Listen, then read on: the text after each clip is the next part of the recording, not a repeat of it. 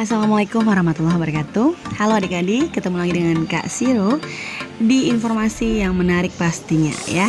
Nah ini kakak akan bawakan materi pada hari ini deskripsi PDSS dan SNMPTN tahun 2021.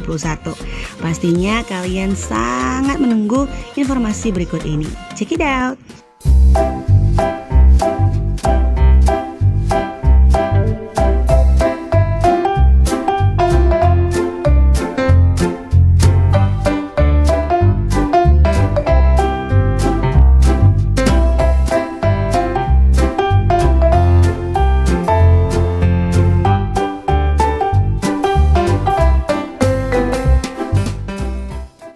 Baik adik-adik, untuk yang pertama ini kita harus tahu dulu ya, apa itu PDSS. PDSS ini merupakan singkatan dari Pangkalan Data Sekolah dan Siswa ya. Nah, PDSS merupakan basis data yang berisikan rekam jejak kinerja sekolah dan nilai rapor siswa yang eligible mendaftar. Nah, PDSS ini mengakomodasi kurikulum nasional 2006 KTSP dan kurikulum 2013 ya. Nah, sistem paket dan sistem SKS. Sekolah yang tidak menggunakan kurikulum nasional tidak diperbolehkan mendaftar PDSS. Kemudian, untuk tahun ajaran dan tingkat yang sama, PDSS mengakomodasi perbedaan kurikulum antara semester ganjil dan genap. Nah, pengisian PDSS dilakukan oleh sekolah dan kebenaran data yang diisikan menjadi tanggung jawab kepala sekolah. Ya, jadi bagaimana SNMPTN tahun 2021? Ya, berikut ini kita lihat persyaratan sekolah, persyaratan peserta, dan pilihan program studinya. Ya, untuk persyaratan sekolah, yang pertama adalah SMA, MA, SMK yang mempunyai NPSN atau nomor pokok sekolah nasional. Yang kedua, ketentuan akreditasi. Untuk sekolah yang akreditasinya A itu mendapatkan kuota 40% terbaik di sekolahnya. Kemudian kalau untuk akreditasi B 25% terbaik di sekolahnya, dan untuk sekolah akreditasi C dan lainnya itu 5% yang terbaik di sekolahnya. Dan yang ketiga, mengisi Pangkalan Data Sekolah dan Siswa atau PDSS. Nah, data siswa yang diisikan itu hanya yang legal sesuai dengan ketentuan. Nah, berikutnya persyaratan peserta nih, yaitu siswa SMA, MA, SMK kelas terakhir, kelas 12 pada tahun 2021 yang memiliki prestasi unggul. Yang pertama, memiliki prestasi akademik dan memenuhi persyaratan yang ditentukan oleh masing-masing perguruan tinggi negeri. Yang kedua, memiliki NISN atau nomor induk siswa nasional dan terdaftar di PDSS. Yang ketiga, memiliki nilai rapot semester 1 sampai dengan 5 yang telah diisikan di PDSS. Dan peserta yang memilih program studi bidang seni dan olahraga wajib mengunggah portofolio. Apa itu portofolio?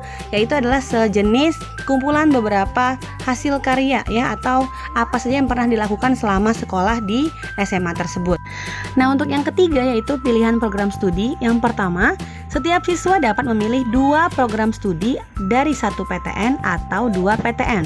Yang kedua, jika memilih 2 program studi, salah satu harus berada di PTN pada provinsi yang sama dengan SMA, MA, SMK asalnya.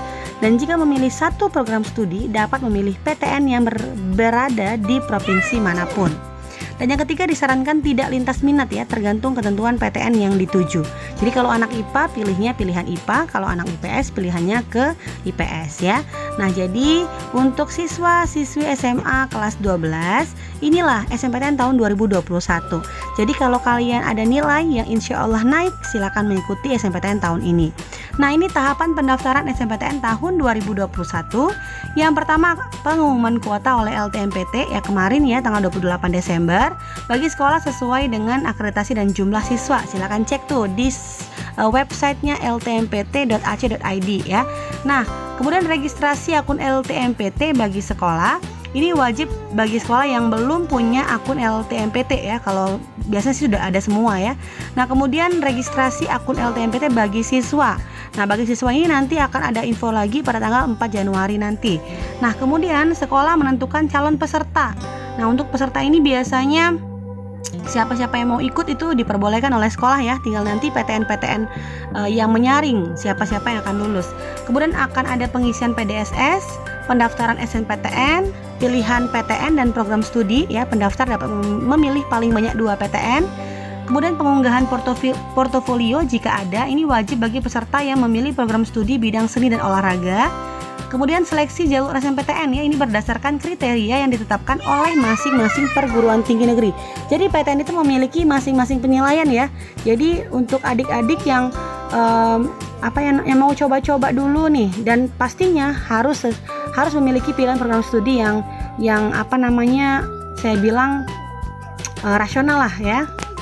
Nah, kemudian akan ada pengumuman kelulusan hasil SNMPTN, dan yang terakhir, apabila kalian lulus, kalian harus daftar ulang sesuai dengan PTN tempat calon mahasiswa dinyatakan diterima. Nah, untuk pengumuman kuota tadi ya, 28 Desember 2020 kemarin itu sudah ada kuota masing-masing, silahkan cek di websitenya LTMPT. Nah, layanan masa sangka tentang kuota ini paling lambat hari Jumat ya, 15 Januari 2021 pukul 3 waktu Indonesia Barat.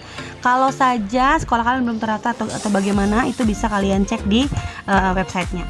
Yang berikutnya, ketentuan pemeringkatan siswa oleh sekolah. Nah, ini kita lihat dulu ya. Ya, baik, untuk yang pertama ini adalah pemeringkatan siswa dilakukan oleh sekolah ya, yang pada dasarnya memperhitungkan nilai mata pelajaran sebagai berikut.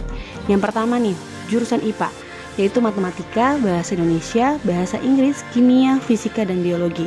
Untuk jurusan IPS itu matematika, bahasa Indonesia, bahasa Inggris, sosiologi, ekonomi, dan geografi. Untuk jurusan bahasa, matematika, bahasa Indonesia, bahasa Inggris, sastra Indonesia, antropologi, dan salah satu bahasa asing. Dan yang terakhir untuk SMK nih, matematika, bahasa Indonesia, bahasa Inggris, dan kompetensi keahlian. Yang kedua, sekolah dapat menambahkan kriteria lain ya, berupa prestasi akademik dalam menentukan peringkat siswa bila ada nilai yang sama. Yang ketiga, jumlah siswa yang masuk dalam pemeringkatan siswa dengan ketentuan kuota akreditasi sekolah. Nah, tahapan pemeringkatan siswa oleh sekolah secara lengkap dapat dilihat pada informasi SNMPTN 2021 diunduh di laman resmi LTMPT ya, di website ltmpts.ac.id. Oke, berikutnya ini adalah jadwal kegiatan SNMPTN tahun 2021 ya. Kegiatannya adalah pertama, peluncuran sistem penerimaan mahasiswa baru 2021 itu 4 Januari nanti 2021. Yang kedua adalah registrasi akun LTMPT, jangan lupa 4 Januari sampai 1 Februari 2021. Kemudian penetapan siswa yang eligible oleh sekolah itu 4 Januari sampai 8 Februari 2021. Pengisian PDSS dimulai 11 Januari sampai 8 Februari. Pendaftaran SNMPTN 15 sampai 24 Februari 2021. Pengumuman hasil SNMPTN 22 Maret 2021 ya. Dan yang terakhir adalah pendaftaran ulang peserta yang lulus SNMPTN, lihat di laman PTN penerima. Nah, seluruh kegiatan ini pada hari yang sudah ditentukan akan diakhiri pukul 15.00 waktu Indonesia Barat. Demikian informasi SNMPTN pada hari ini. Untuk adik-adik semoga berhasil, semoga ada rezekinya lulus di PTN tahun depan. Terima kasih. Wassalamualaikum warahmatullahi wabarakatuh.